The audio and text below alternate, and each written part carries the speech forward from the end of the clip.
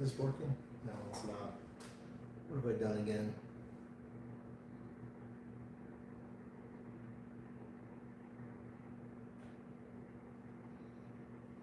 That looks fine. Why aren't you working?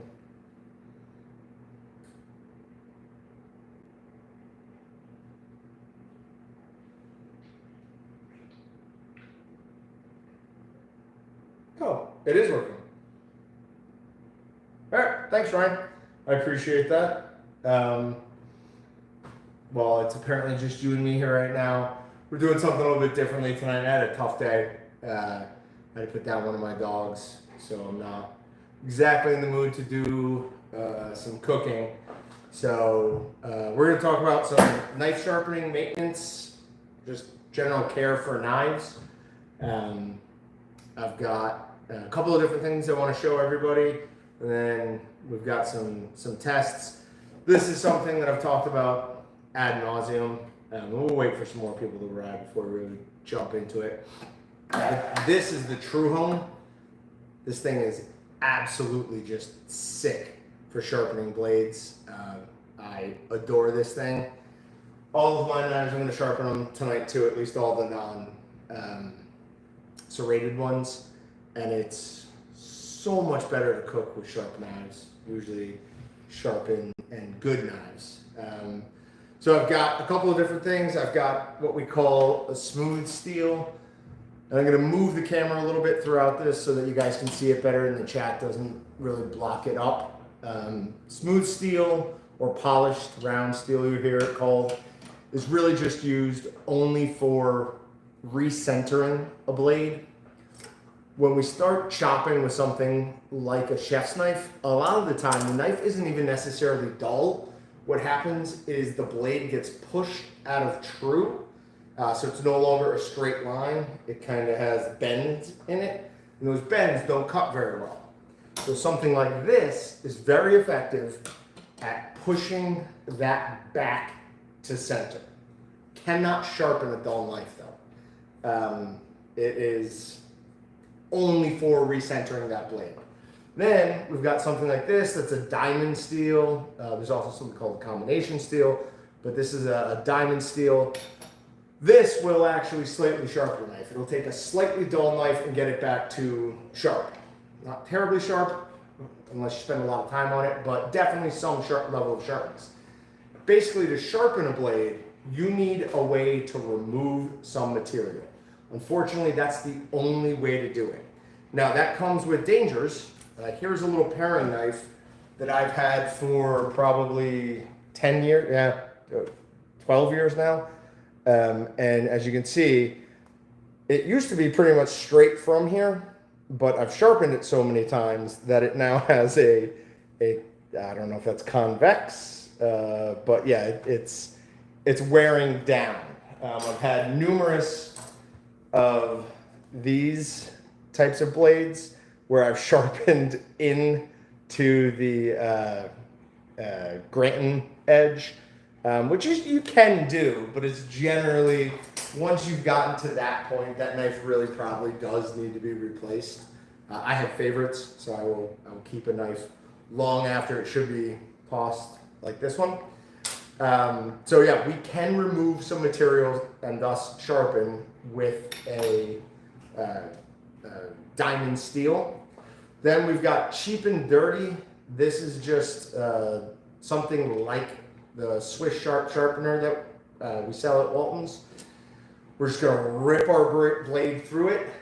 It's got very hardened a V of metal in there. It's just gonna pull material off as we pull that knife through, creating a new edge.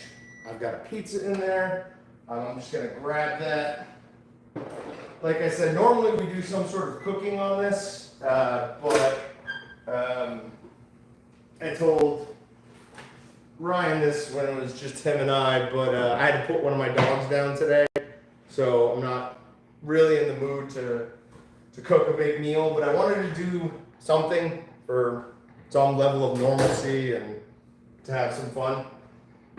So I figured knife care and maintenance would be a good thing.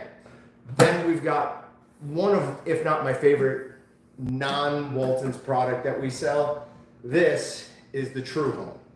These are extremely expensive. I mean, it looks like something made in the 80s, pretty much because it hasn't changed much since the 80s.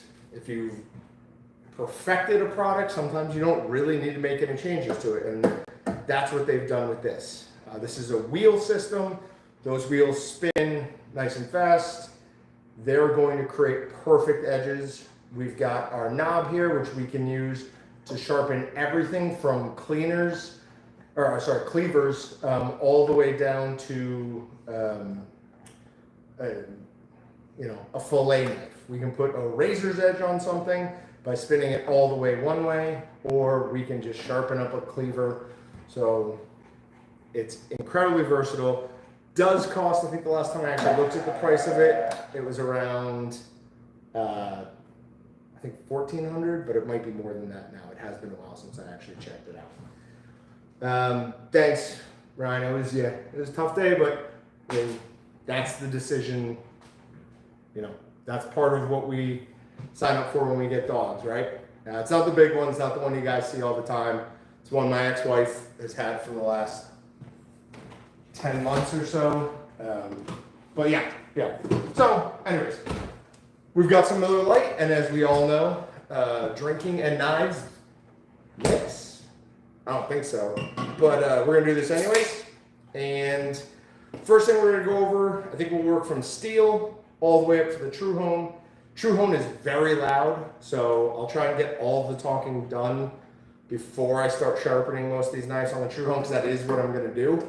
But we will show everything, examples on how to properly use these knives.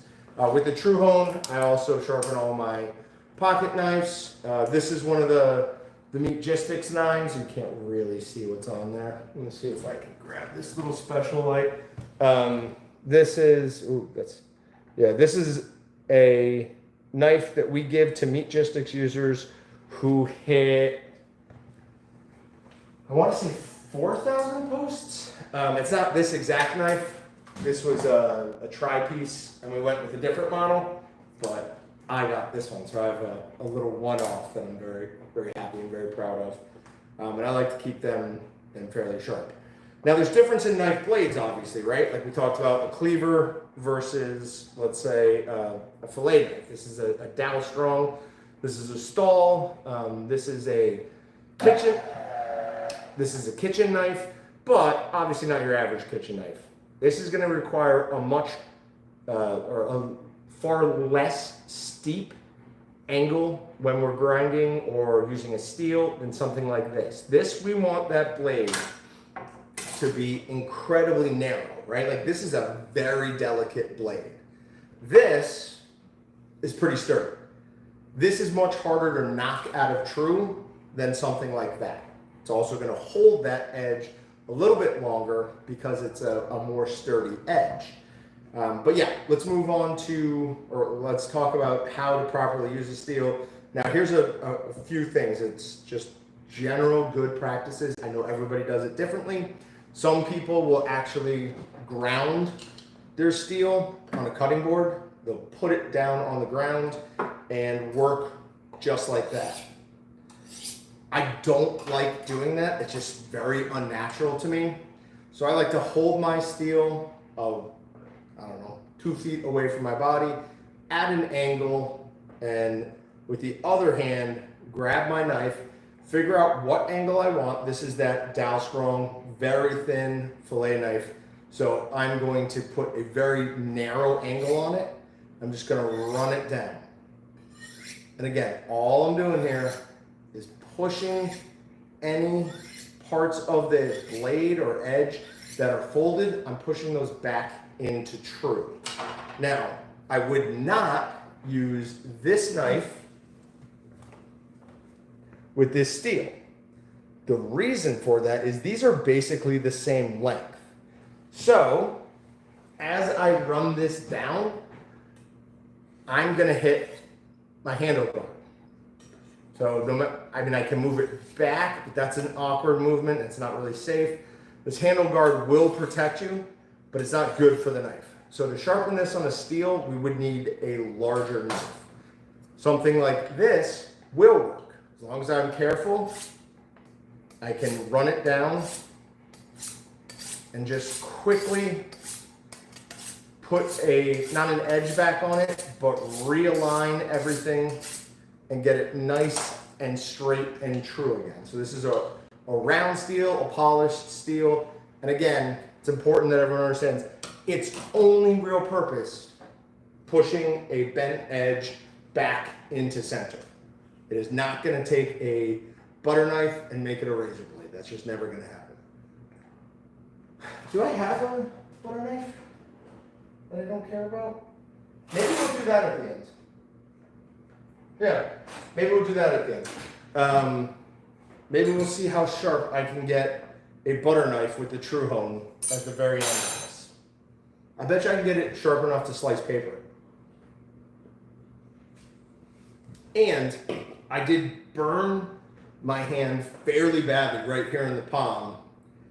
I preheated my oven for my pizza, moved the pans out, and even though I was using a glove and a mitt, I slipped and grabbed that pan, so fairly hard. I'm assuming you get to choose the sharpening angle on this, absolutely. This knob down here at the bottom, and when I start using this, we'll get closer to it and I'll put it more center.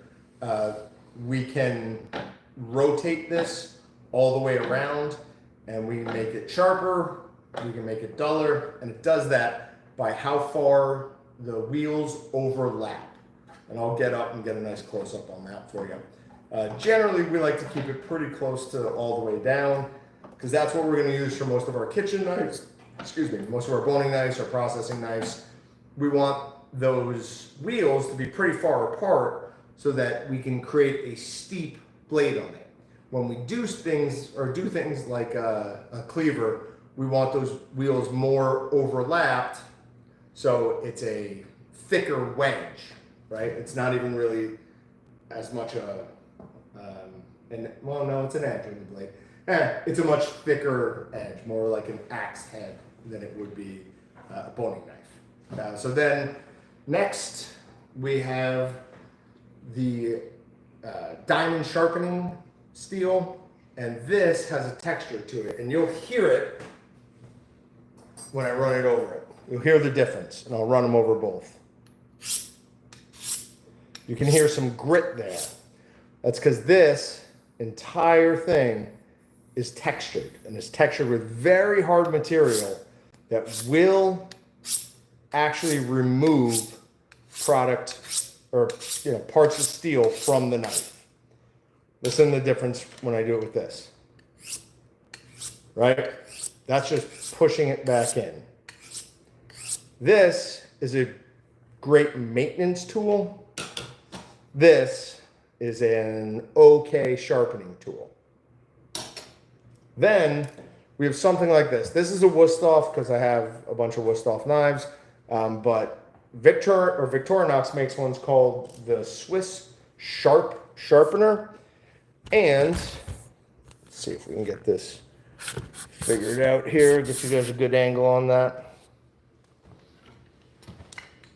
And this has a coarse and a fine. The fine is ceramic rods. Hopefully you can see that. I think maybe you kind of can. And the coarse are just two very hard metal angles that create a nice V that's going to be good for most kitchen knives. And maybe you can see the nice little blister I've given myself right there. That's going to be fun trying to grip a golf club with. But this one works. Simply place the knife in whichever one we want. Usually we're going to start with coarse and move to fine. And we're going to pull it right back through. Now this is sharp, so you can't hear much on that. Let me see if I can find a slightly duller knife. Something that's a little bit more at it. Yep, there you go. Did you hear that? That is those two metal pieces right there ripping off parts of this knife and creating a new edge. So we're going to do that a few times. And then we're going to lightly pull it through the fine. And we have a very nice sharp edge on this now. Let me grab another cutting board real quick. That should allow us to cut through some tomatoes into very, very fine slices. Should be sharp enough. These are pretty soft tomatoes.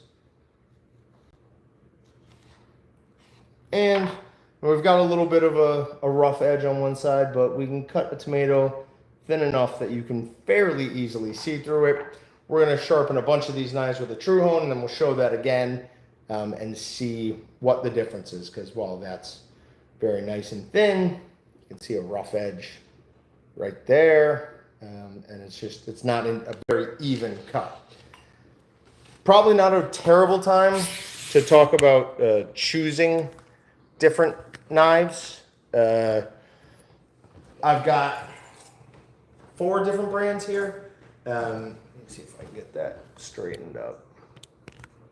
So I've got 4 different brands here. I've got Stahl, I've got Victorinox, I've got Dow Strong, I have Wusthof, and then I have, I can't remember what this is. I love this knife because of the handle. It's got a, like, not sticky, but it's got a textured, soft rubber grip handle. It's very hard to slip with this knife. And for people who have followed Waltons for a long time, probably know I'm fairly notorious, unfortunately, for being clumsy with knives. What's the best for global knives? I've never had any luck. So there's a brand called Globe Knives, but I don't think that's what you're talking about. I think you're just saying in general. Personally, I like Victorinox and I like Wusthof knives. Those two seem to be the best price point matched with quality. They're also good for mostly all-around use. Things like Dow Strong, they make awesome knives. I have 3 of them. I have this. I have a tuna cutter, which is a single edge blade that is crazy sharp. And I have a big cleaver. And they look dramatic. Like this one doesn't. But my tuna edge blade, or my tuna blade, and my Gladiator meat cleaver are absolutely dramatic looking. But they're expensive. And they're kind of, not single use necessarily, but they're very specific. Like they have a use. They're not good just general kitchen knives. Between Wusthof and Victorinox, it's kind of a mix of, do you like the Fibrox handle, which is a slightly soft plastic E handle, or do you like the Wusthof handle, which is hard, enamel is the wrong word, but something like that. Personally, I tend to like Victorinox a little bit better. It just fits in my hand, but that's just a personal preference. The Stahl knives are a good option for anybody who has to get a lot of knives and doesn't have a lot of money to spend on them. They do okay. They're very similar in quality to the Walton's boning knives. Those are knives you're just going to use, sharpen, start using them again. You're never going to put them in a case. You're never going to, when you have a chef unroll their knife rack, these aren't the type of knives that are going to be in there. That would be more along the lines of a Wusthof or Victorinox, but probably a step up from that. So I hope I answered that question. Wusthof is, I always thought it was W-U, and I've worn off the labeling on that one. That's not a Wusthof. This is a Wusthof. But I'm old and blind. Yeah, If you look up Wusthof, it's WUS something. They'll come up. They're very good brand. Excuse me. Sorry. Very good brand of knives.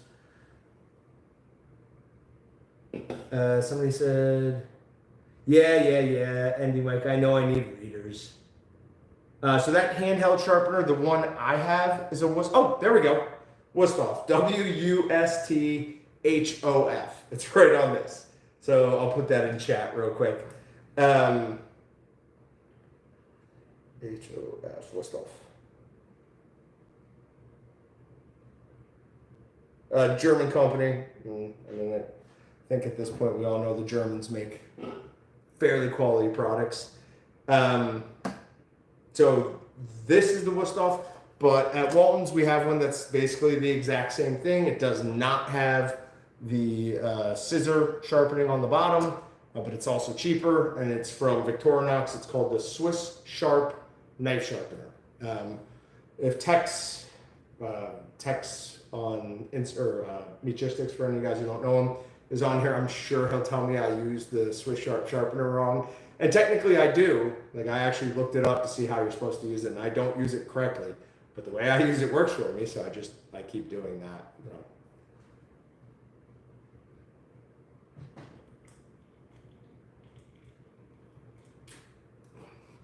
The cold of the can feels really good on my burned palm, so I'm loath to put this down. But we are going to start sharpening. So it's going to start getting loud. You'll hear as I pull all the blades through. Let's get the true hone centered. See how close we can get to it. Okay.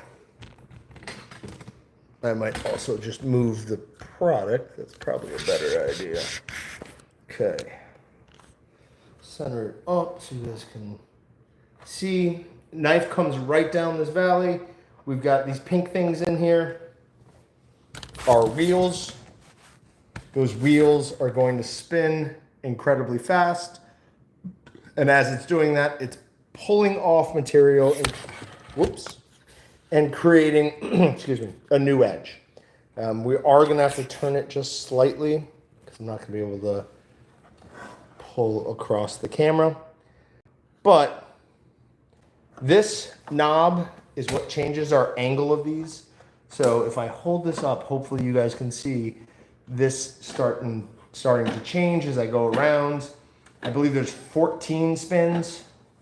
And as you can see, as I continue to go this way, these wheels start overlapping more and more.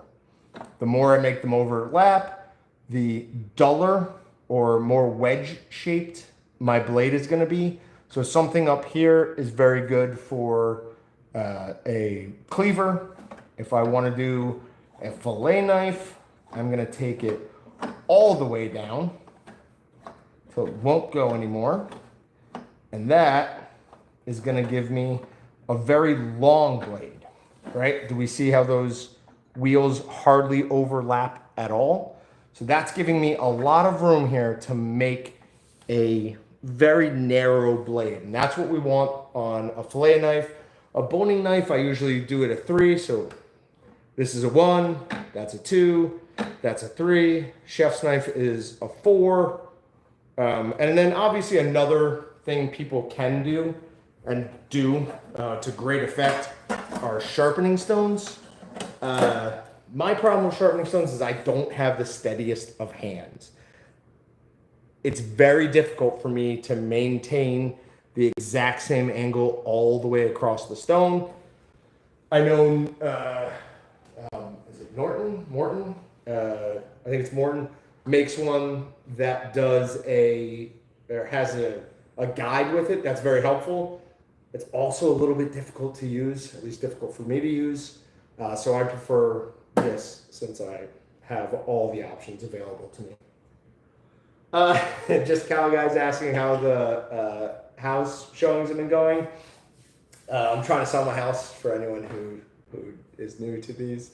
They've been good. Nothing but positive feedback, but no offers. It's crazy. Now, however, I did just pay a hefty sum to have a bunch of my floorboards that my dogs had scratched up replaced, and that was a real problem. Like I know it was in this price range.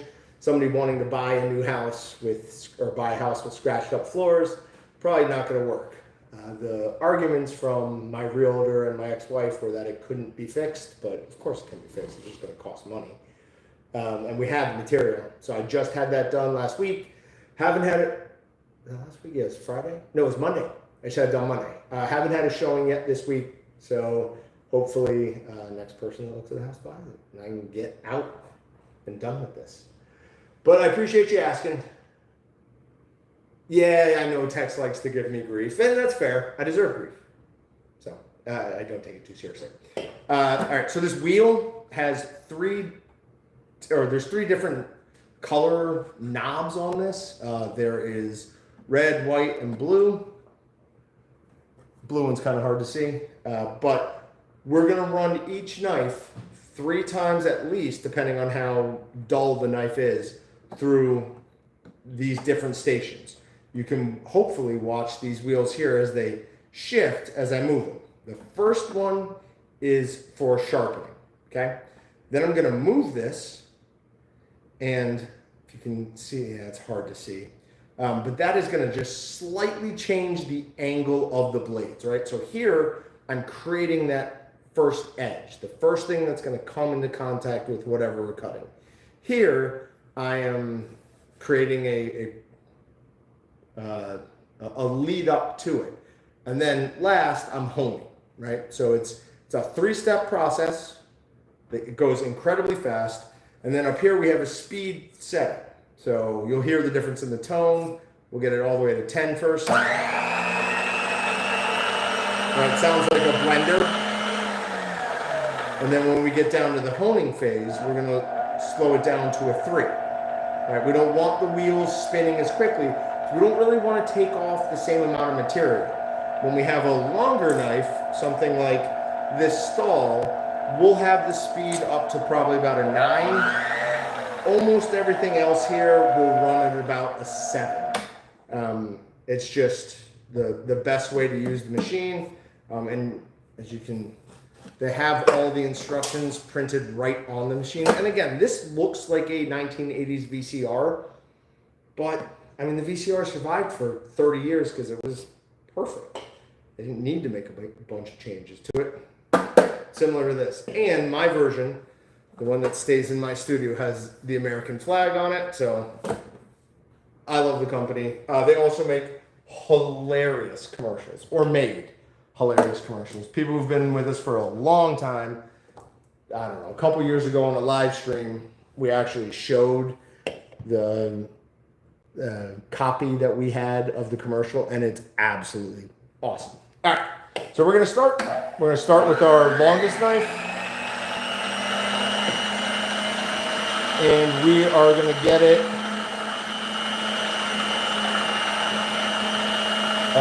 Nope, we're going the wrong way. We're gonna get it at a 4. Okay, so I've got it on the red speed. I'm just going to pull it right back through.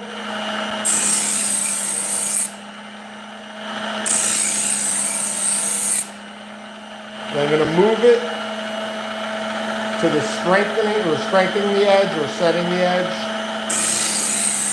And when I'm doing this, I'm not pressing down very hard.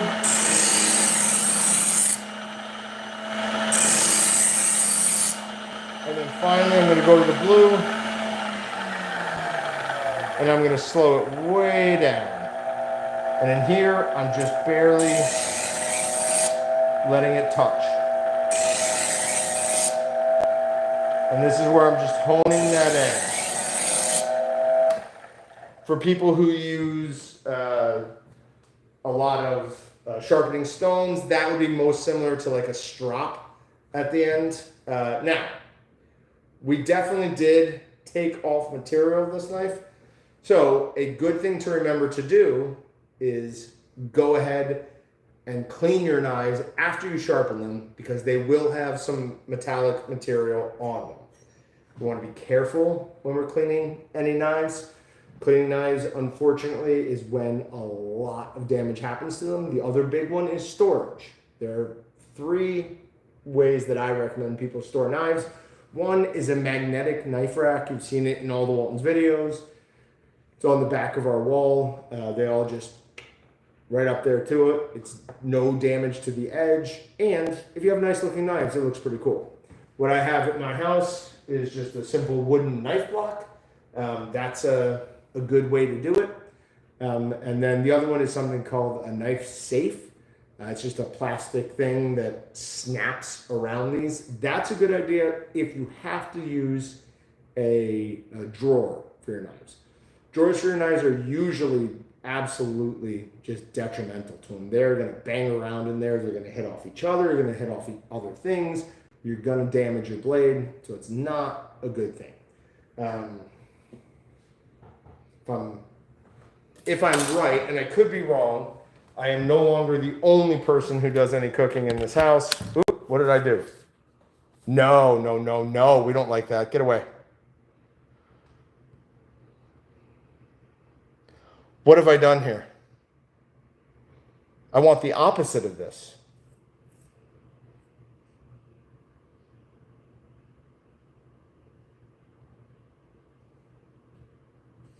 Off. Ah, okay, good. Sorry about that, guys. Hopefully, there definitely aren't going to be any knives I use in here. Yep, there's only this, which is just a kind of a junky whatever knife I got from somewhere. But everything else, none of my good cooking knives ever get placed just in a drawer because it's bad for them. All right, so that was our... My bad. I think some green screen thing came up again, and I believe it's because where I have the holder for the cell phone. But I just did a kitchen knife. We'll do another one. I have this set to a number 4, meaning it's 4 clockwise turns away from the thinnest setting. So we've got another just general chef's knife in here. We're going to start at a 7. Make sure it's on red. And can you see? I don't know if you can see the difference in those angles. But here we're setting the edge. And I'm pulling it through. I'm putting a decent amount of weight down on it. Here, I'm really just letting the weight of the knife sit on it. And for this one, I'm slowing the blades way down, and then I'm not even letting the full weight of the knife rest on those blades. I'm just guiding it softly through. It's a little bit odd at this angle. I don't know if you could hear that, but I definitely touched this side of the knife to this wheel before I got that side. It's not the end of the world. It's not obviously great practice. It's just a weird angle I'm trying to do this at now. But I've got it beautifully sharp. You can see there's a little bit of metal dust. And you probably can't. But there's a little bit of metal dust on my finger. So we're going to move on to our next knife.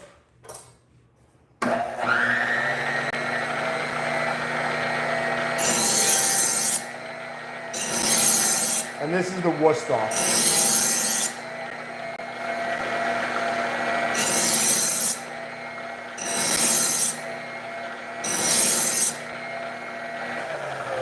And then way down on the speed.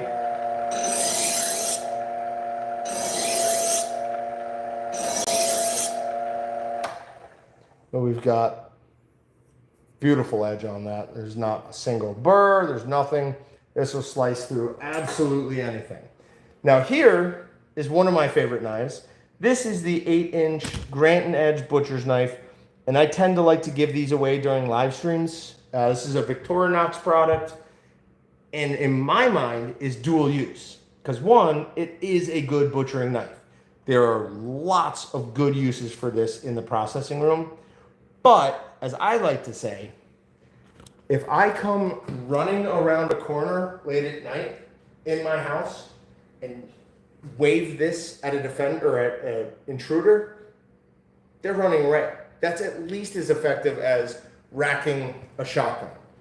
This does not need any sharpening, nor will it get sharpened until it needs to. This knife is precious to me, so it will be set aside. I just wanted to show it and talk about how I think it's also good for home defense. All right, we're going to give a quick pause, and I'm going to check out chat and just see if there's anything I've missed. Yep, Ryan, I've got some pieces of paper that we can slice. And yeah, that was me who, I don't know what I hit on there, but yeah, I think everybody lost connection. And the green background was it wanted to give me a green screen. I don't know why. I don't need a green screen. Don't want it. So a little bit longer of a knife. So we're going to go up in speed a little bit.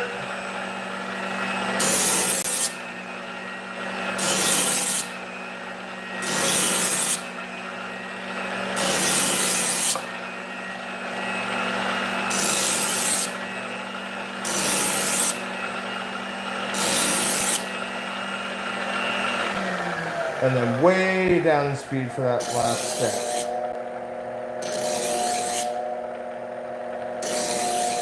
Okay, everything else we have is more in line with a boning knife, so we're gonna make that a little less steep. Am I going the wrong way? Yeah, I'm going the wrong way. So, or more steep. We want these knives overlapping less so that when we sharpen these knives, we're gonna end up with a finer blade on them. So let's see. This is a Victorinox, can you see this? Yeah, semi-stiff or maybe even just stiff fillet knife. Semi-stiff, stiff, and flex. There's not a, let's speed it up. There's not a ton of difference between the semi-stiff and stiff. There is a world of difference between those and flex. The flex knives are great for working around bones. But I actually find the more flex you have, the more skill it's actually going to take. Boy, that doesn't actually feel incredibly sharp to me. I could be wrong here. That doesn't feel like a razor sharp edge like I would expect. Oh, no, I'm wrong. I'm dead wrong. Yeah, that's incredibly sharp. So, yep. Well, it doesn't feel sharp as I'm running my hands across it, or fingers across it, is just because there's no burrs, I guess, and I don't know. But that's interesting, because I can't really feel much of an edge there, but ooh, is that sharp. All right, so now we've got our dowel strong. Speed it back up.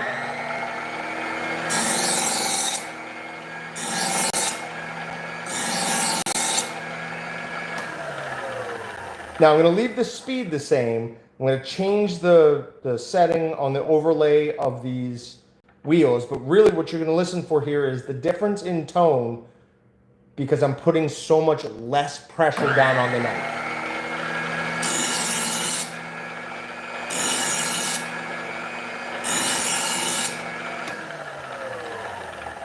So we're going to do that just one more time. We're going to go back to the top setting, and you're going to just pay attention to how different it sounds as I pull the knife through.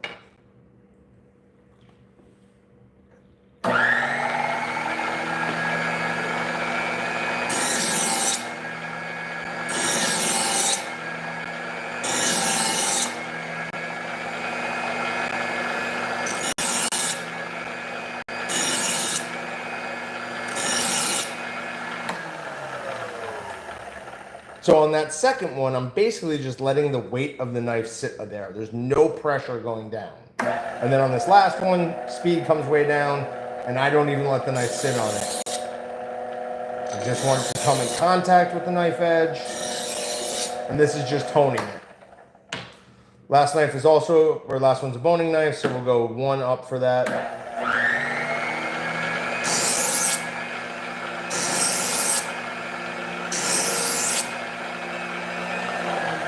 Nope. There we go.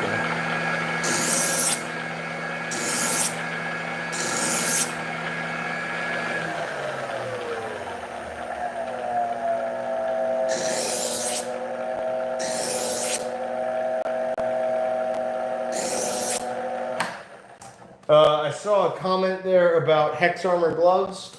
Hex Armor used to make something called the NXT cut resistant glove, which was an absolute, why they stopped making it, I do not know. That thing has saved me from more cuts than you can imagine. Now this is that incredibly short blade, so we don't need the speed as high no matter what we're doing here.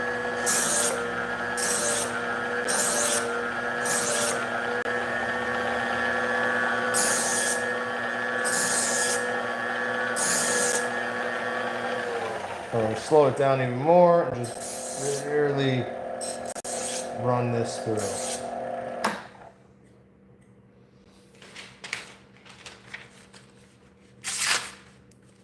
That actually ran down pretty bad, didn't it? This knife might be just done. Once a knife reaches too far into itself, sometimes these knives are a little thicker on the back end than they are on the front end to give it some rigidity.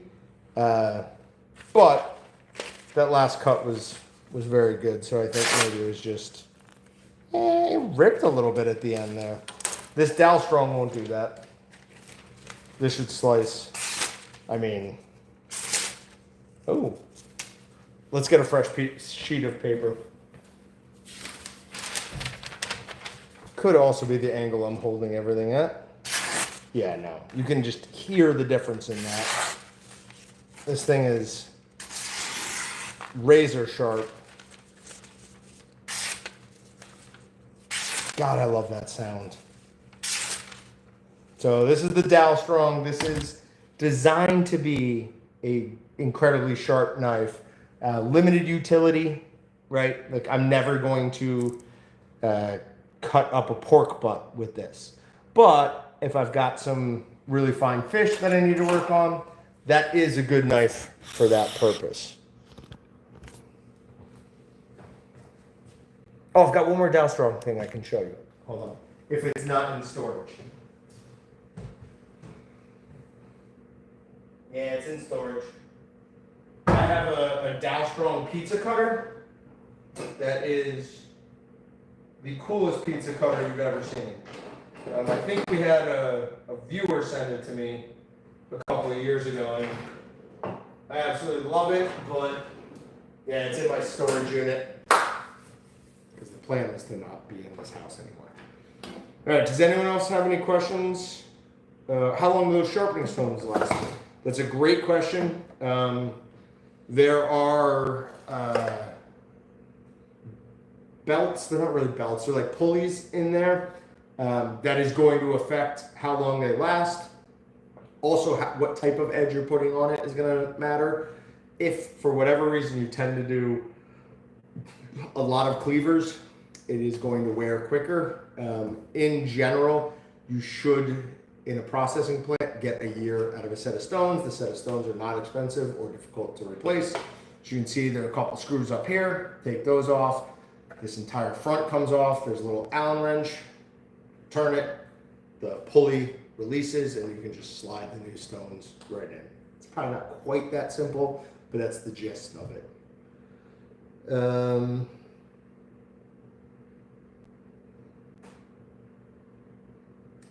right, what else I've cut the crap out of my thumb twice. Oh, so you bought them, but you haven't worn them. So the the Hex Armor NXT cut resistant gloves were an awesome thing. It was that cut resistant material, but on the front two fingers and your thumb, it had a hexagonal extra protection on it that was extremely good at poking. I used to freak people out by putting one on, grabbing a knife and just jamming at my hand, and it couldn't get through that stuff because as soon as, they'd sit a little bit apart like this, but as soon as anything poked through them, they'd go like this and just stop the penetration. They're absolutely awesome. They probably were just too expensive. there was a lot of, I guess, technology or whatever. They were difficult to make. But the regular Hex Armor cut-resistant gloves work well as well. If you're working with frozen pork butts, or somewhat frozen pork butts, I always recommend you wear a glove on your off-knife hand, because when that meat is frozen, it is easy to slip. Another important thing to remember is sharp knives do not cause accidents, dull knives do. A knife like that, Dow Strong, not that I would normally cut pork with it, but if I'm cutting with this, you can just, I can basically just let the blade weight pull down that, right? There's no, or very little chance, unless I'm being super careless, of me pushing too hard and slipping, because that knife is just working so evenly through the material. When we've got a dull knife, that's when we have a problem. Or at least that's my experience. Ryan, I will try to find, for an upcoming live stream, I'll work on it, somewhere in the vast array of all the media that we have at Walton's, like digital media, I have the best commercial ever made, and I will accept. Well, there was a Snickers one where they sing Green Sleeves. That's a great commercial, but this one's right up there with it. And then obviously Berries and Cream Starburst is another great commercial, but this is up there with those. I will try and find it and post it somewhere so people can watch it, because it is hilarious and awesome. Yep, so careless and too fast, that's me too. Especially when I'm doing a pork butt, it's something I've done literally 1,000 times before. So I'm either talking to somebody as I'm doing things, or I'm just not paying enough attention to what I'm actually doing. Once we get to the grinding and mixing and stuffing, then I'm paying attention. But this is just me like creating the meat I need to use to grind. So I don't do as good a job paying attention on that. All right, I'm going to hang around for another minute or two just in case anyone has specific questions about knife maintenance, anything like that, knife sharpening. If not, this was fun. I'm glad we did something today. I needed some normalcy to my day, because it had been an annoying one, to say the least. Not annoying, just difficult.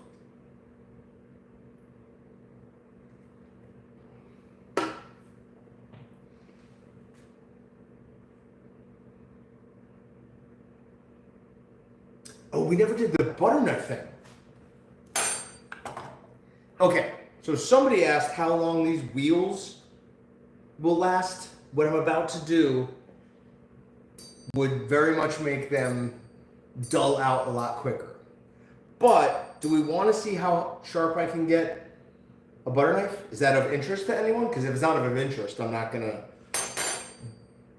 wear the wheels and damage a butter knife, which I don't care about at all. But if anyone wants to see how sharp we can get it, I will run it through the True Hone and get it nice and sharp. Or see if we can get it nice and sharp. I don't even know if this metal will hold a good edge.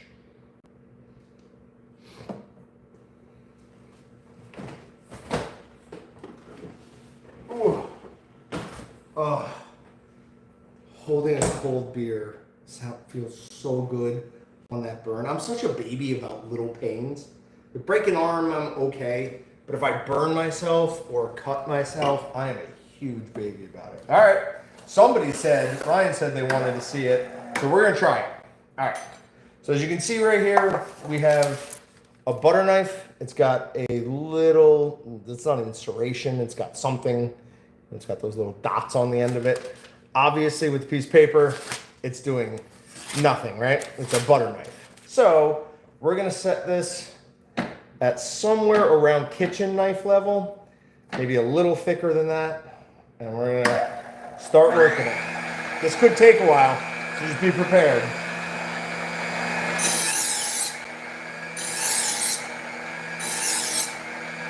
And I'm pushing down pretty hard here because what I need to do is I need to strip away a ton of this material to create an edge. So I'm pressing down fairly hard.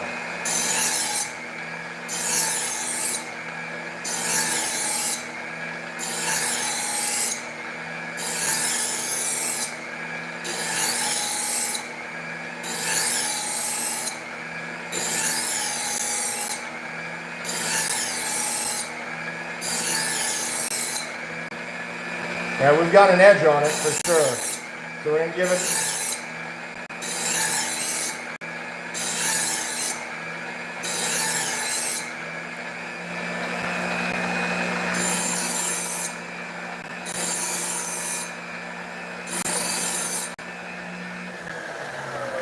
All right. Well, let's see. That's not the right tone. That doesn't sound like a truly sharp blade to me.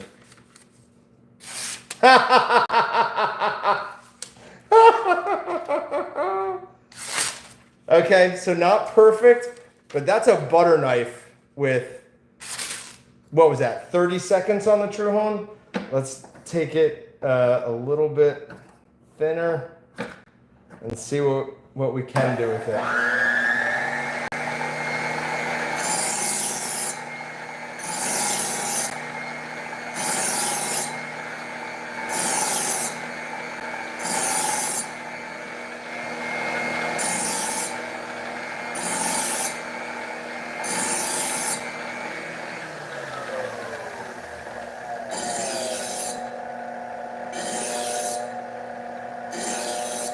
Okay, so what I did there was at the very end, I moved it all the way down to basically what I was doing with the fillet knife.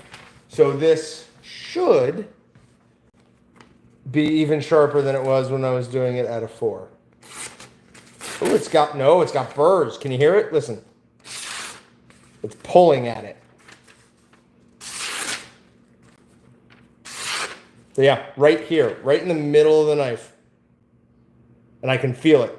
It's the very back edge of where the slight serration is on. So just give it a couple more on the medium. And I'm just ripping away material from the edge of that.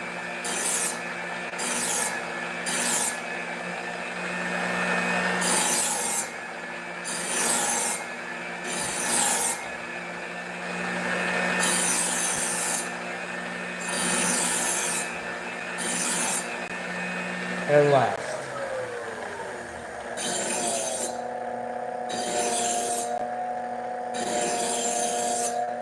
Okay, last chance. We want a perfectly smooth cut. And, I mean, for a butter knife, that's pretty freaking amazing. The problem is I now have to throw out this butter knife because I will never remember that I have a sharp butter knife in there now. And I will cut myself very badly. And I will only have myself to blame. So Ryan, I highly recommend them. They're just expensive. They're great pieces of equipment. I can almost guarantee you will have it for ever. The only problem is, I mean, I'll look up what they are right now. They used to be a lot more reasonable. Just like everything else, though. Cost of everything is going insane. Oh. Yeah, they're not, okay, they didn't go up anymore. So they're expensive. Don't take my, they're not that bad. They're $1,400. So, we do coupons, like 10% off. So you could get it for $1,300 at some point. So just watch our social media, watch our email list. We'll send out coupons. Watch our live stream. We have one coming up on Wednesday. Yep, on Wednesday. And we will have 15% off coupons at that point. So join us for that if you're serious about buying one. What else? So technically this upcoming Monday, would be what we call a process stream. That's where I am at the Walton's kitchen, and we do something like sausage, jerky, snack sticks, something like that. But we just moved in to the new studio. I was there for most of the day yesterday unpacking with Allie. We're just organizing things. So I don't know if we're going to be able to get one Monday. If we do one on Monday, there's a very good chance that it's going to be, hey, this is what the new building looks like. So that will be awesome. I think that would be more fun than making a product, is showing you guys what the building looks like, how it's all set up. But we have to get approval to do that. I don't know if that's going to happen in time. So if we can't do it this Monday, we'll do it next Monday. Cool. All right. Uh-oh. Did somebody say?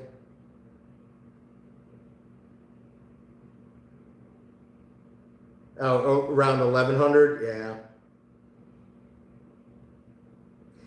Don't get shot over buying a true home. It's absolutely not worth it. Don't cause any disparity in your, disparity? Yeah, whatever. In your marriage over a sharpening device. They're nowhere near as good.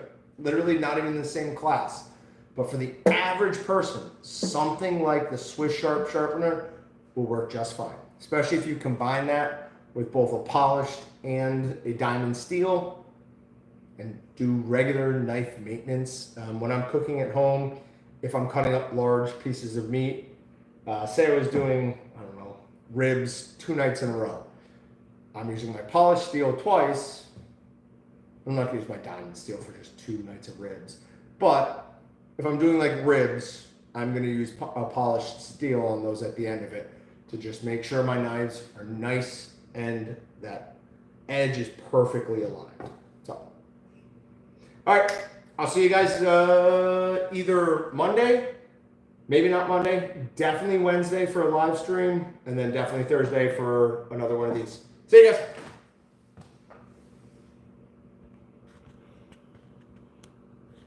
Bye.